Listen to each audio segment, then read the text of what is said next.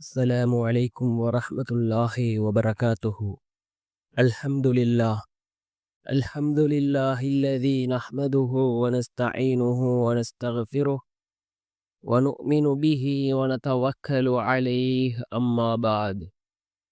அன்பிற்குரிய அல்லாஹ்வின் நல்லடியார்களே, அன்பு சகோதரர்களே, நாம் தொடர்ச்சியாக பார்த்து வரக்கூடிய துஆக்களினுடைய திக்ருகளினுடைய தொகுப்பில் இன்று நாம் பார்க்க இருக்கின்ற விடயம் என்னவென்றால், இன்றைய தினம் ஜும்ஆவுடைய நாளாக இருந்து கொண்டிருக்கின்றது.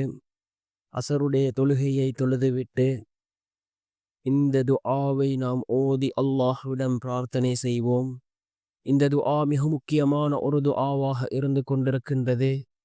இஸ்முல் அலம் என்று சொல்லப்படக்கூடிய துஆக்கள் ஏற்றுக்கொள்ளப்படக்கூடிய வார்த்தைகளை உள்ளடக்கியதாக இந்த துஆ இருக்கின்றது. இதனை ஓதி நாம் அல்லாஹ்விடத்திலே எதை கேட்டாலும் அல்லாஹ் அதனை பூர்த்தி செய்து தருகின்றான். இந்த துஆவை ஓதி நாம் அல்லாஹ்விடம் பிரார்த்தனை செய்தால் நம்முடைய துஆக்கள் கபூலாகும். அதே போன்று நம்முடைய தேவைகள் அனைத்தையும் அல்லாஹ் பூர்த்தி செய்து தருகின்றான். நம்முடைய வாழ்க்கையில் உள்ள எல்லா காரியங்களையும் அல்லாஹ் சீராக்கி தருகின்றான். அந்த அளவுக்கு சிறந்த அற்புதமான ஒரு துஆவை தான் நாம் இன்றைய வீடியோவில் பார்க்க இருக்கின்றோம்.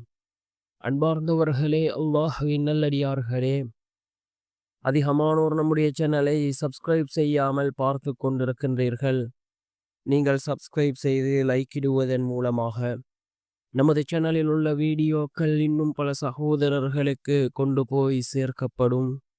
அவர்கள் அதனை பார்த்து பயனடைந்தால் அதற்குரிய கூலியை அல்லாஹ் உங்களுக்கும் வழங்குவான். அன்பார்ந்தவர்களே, அல்லாஹ்வின் நல்லடியார்களே, இன்றைய தினம் ஜும்ஆவுடைய நாளாக இருக்கின்றது. நாட்களிலே சிறந்த நாள் என்று ரசூலுல்லாஹி ஸல்லல்லாஹு அலைஹி வஸல்லம் அவர்கள் இந்த ஜும்ஆவுடைய நாளை கூறினார்கள். ஏராளமான சிறப்புகள் இந்த ஜும்ஆவுடைய நாளுக்கு இருக்கின்றது.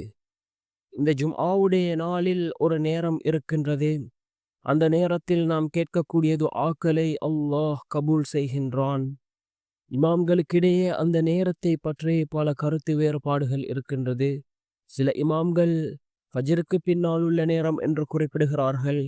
இன்னும் சில இமாம்கள் அதாவது 2 ஹுத்பாக்களுக்கு மத்தியில் உள்ள அந்த நேரத்தை குறிப்பிடுகிறார்கள். அதிகமான இமாம்களினுடைய கருத்து அசருக்கு பின்னால் உள்ள நேரம், அசருக்கும் மகரிபுக்கும் இடைப்பட்ட அந்த நேரத்தை, ஒரு நாளினுடைய இறுதி அந்த நேரத்தை தான் அதிகமான இமாம்கள் குறிப்பிடுகிறார்கள். இந்த நேரத்தை தான் ரசூலுல்லாஹி ஸல்லல்லாஹு அலைஹி வஸல்லம் அவர்கள் கூறினார்கள். இந்த நேரத்தில் கேட்கப்படக்கூடிய துஆக்கள் அல்லாஹ்விடத்திலே கபூலாகும் என்று இந்த நேரத்தை அதிகமான இமாம்கள் குறிப்பிடுகிறார்கள். அன்பார்ந்தவர்களே, அல்லாஹ்வின் நல்லடியார்களே, துஆக்கள் ஏற்றுக்கொள்ளப்படக்கூடிய நேரம் இந்த ஜும்ஆவுடைய நாளில் இருக்கின்றது. அந்த நேரத்தில் நாம் அல்லாஹ்விடம் பிரார்த்தனை செய்தால் நிச்சயமாக அல்லாஹ் ஜல்ல சுப்ஹானஹு வ தஆலா நம்முடைய துஆக்களை கபூல் செய்வான்.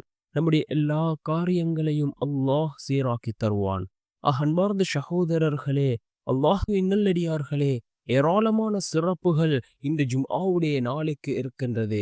இந்த ஜும்ஆவுடைய நாளில் யார் குளித்துவிட்டு ஆரம்ப நேரத்திலேயே புறப்பட்டு நேர காலத்தோடு பள்ளிக்கு வந்து இமாமுக்கு நெருக்கமாக அமர்ந்து இமாமினுடைய அந்த ஹுத்பா பிரசங்கத்தை கேட்டு ஜும்ஆவை வீணாக்காமல் இருக்கிறாரோ, அவருக்கு அவர் எடுத்து வைக்கும் ஒவ்வொரு காலடிக்கும் ஓர் ஆண்டு நோன்பு நோற்று ஓர் ஆண்டு நின்று வணங்கிய கூலியை அல்லாஹ் வழங்குகின்றான் என்று ஔஸ் ரலியல்லாஹு அன்ஹு அவர்கள் அறிவிக்கின்ற ஹதீஸ் நசாயி என்கின்ற நபிமொழி தொகுப்பு நூலிலே பதிவு செய்யப்பட்டிருக்கின்றது.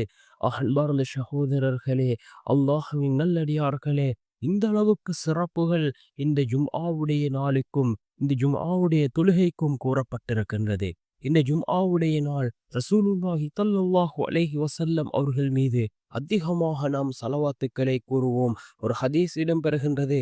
நாம் கூறக்கூடிய ஸலவாத்துக்கள் ரசூலுல்லாஹி ஸல்லல்லாஹு அலைஹி வஸல்லம் அவர்களுக்கு எடுத்து காண்பிக்கப்படுவதாக ஒரு ஹதீஸ் இடம்பெறுகின்றது. நாம் ஒரு தடவை ரசூலுல்லாஹி ஸல்லல்லாஹு அலைஹி வஸல்லம் அவர்கள் மீது ஸலவாத் கூறினால் அல்லாஹ் ஜல்ல சுப்ஹானஹு வ தஆலா நம் மீது 10 தடவை அல்லாஹ் அருள் செய்கின்றான்.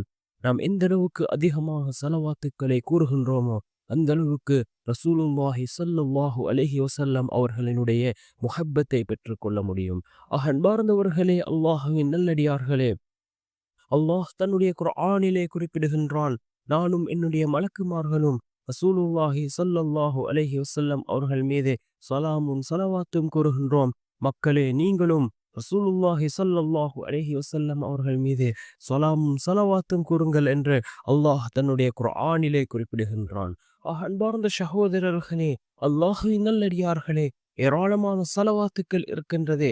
நாம் அதிகமாக ரசூலுல்லாஹி ஸல்லல்லாஹு அலைஹி வஸல்லம் அவர்கள் மீது நாம் ஸலவாத்து கூறுவோம். அதே போன்றுதான் மிக முக்கியமான ஒரு அமல் இருக்கின்றது, இஸ்திக்ஃபார். நபி ஸல்லல்லாஹு அலைஹி வஸல்லம் அவர்கள் முன்பின் பாவம் மன்னிக்கப்பட்ட நபி. ஒவ்வொரு நாளும் 70 முதல் 100 தடவைகள் இஸ்திக்ஃபார் செய்யக்கூடியவர்களாக இருந்தார்கள். பாவமே செய்யாத நபி, முன்பின் பாவம் மன்னிக்கப்பட்ட நபி. இந்த நபியே ஒவ்வொரு நாளும் 70 முதல் 100 தடவைகள் இஸ்திக்ஃபார் செய்வார்கள் என்றால், தினம் தினம் பாவம் செய்யக்கூடிய நாம் எந்த அளவுக்கு அதிகமாக இஸ்திக்ஃபார் செய்ய வேண்டும்? அன்பார்ந்த சகோதரர்களே, அல்லாஹ்வின் நல்லடியார்களே, அஸ்தக்பிருல்லாஹ் என்ற இந்த இஸ்திக்ஃபாரையாவது நாம் அதிகமாக ஓதுவோம். நாம் எந்த அளவுக்கு அதிகமாக இஸ்திக்ஃபார் செய்கின்றோமோ அந்த அளவுக்கு அல்லாஹ் ஜல்ல சுப்ஹானஹு வ தஆலா நம்முடைய வாழ்க்கையில் உள்ள கவலைகள், கஷ்டங்களை அல்லாஹ் நீக்குகின்றான். நம்முடைய மறைமுகமான தேவைகளை அல்லாஹ் பூர்த்தி செய்து தருகின்றான். அல்லாஹ்வினுடைய புறத்திலிருந்து உதவிகளும் ரிஸ்கும் நமக்கு வந்து சேரும். அந்த அளவுக்கு சிறந்த ஒன்று தான் இஸ்திக்ஃபார். நாம் அதிகமாக அல்லாஹ்விடத்திலே இஸ்திக்ஃபார் செய்வோம்.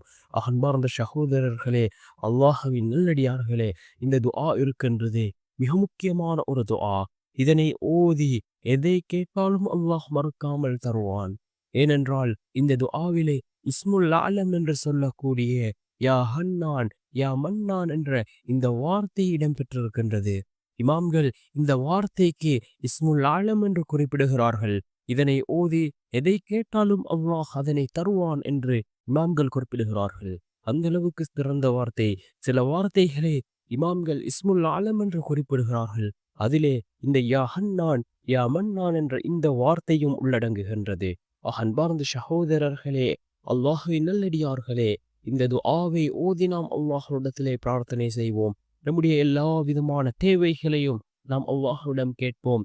என்ன துஆ என்றால், லா இலாஹ இல்லா அன்த யா ஹன்னான் யா மன்னான் யா பதீஅ ஸமாவாதி வல் அர்ல் யா தல் ஜலாலி வல் இக்ராம். லா இலாஹ இல்லா அன்த யா ஹன்னான் யா மன்னான் யா பதீஅ ஸமாவாதி வல் அர்ல் யா தல் ஜலாலி வல் இக்ராம் என்று வரக்கூடிய இந்த துஆ மிக முக்கியமான ஒரு துஆ. இஸ்முல் ஆலமுடைய அந்த வார்த்தைகளும் இருக்கின்றது. அல்லாஹ்வினுடைய அழகிய திருநாமங்கள் 99 திருநாமங்கள் இருக்கின்றது. நாம் அஸ்மா உல் ஹுஸ்னா என்று அழைக்கின்றோம். அதிலே வரக்கூடிய வார்த்தைகளையும் உள்ளடக்கியதாக இந்த துஆ இருந்து கொண்டிருக்கின்றது.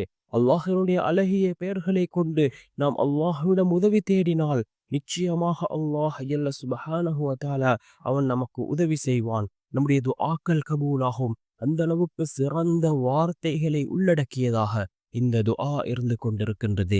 இதனை ஓதி நாம் அல்லாஹ்விடம் பிரார்த்தனை செய்வோம். வல்லநாயன் நம் அனைவரையும் பாவங்களையும் மன்னித்து உயர்ந்த ஜன்னத்துல் ஃபிர்தௌஸ் என்ற சூனத்தில் நம் அனைவரையும் ஒன்று சேர்ப்பானாக. ஆமீன்.